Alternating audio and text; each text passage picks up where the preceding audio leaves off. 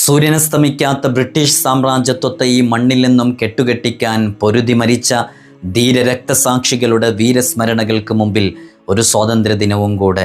Colony കരാളഹസ്തങ്ങളിൽ ഞെരിഞ്ഞമർന്ന നമ്മുടെ പ്രിയപ്പെട്ട രാജ്യം സ്വാതന്ത്ര്യത്തിലേക്ക് വഴിതെളിഞ്ഞത് ജാതി മത വർഗവർണ്ണ വ്യത്യാസമില്ലാതെ നമ്മുടെ പൂർവ്വസൂരികൾ ഒരുമിച്ചിരുന്ന് തോളോട് തോളുരുമ്മി പോരാടിയപ്പോൾ സാധ്യമായതാണ്. അതുകൊണ്ട് തന്നെ ഇന്ത്യ നമ്മുടേതാണ്, വർഗീയ ഫാഷിസ്റ്റ് ശക്തികളുടേതല്ല. ഇന്ത്യൻ ഭരണഘടനയുടെ ആമുഖത്തിലും അതുതന്നെയാണ് പറയുന്നത്. Preamble to the constitution of India, we the people of India, നാം ഇന്ത്യക്കാർ എന്ന് പറഞ്ഞാണ് അത് തുടങ്ങുന്നത്.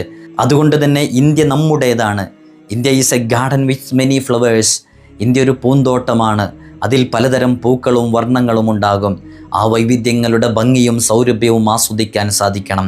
That's unity in diversity. നാനാത്വത്തിൽ ഏകത്വം എന്ന് പറയുന്നത് അതാണ്.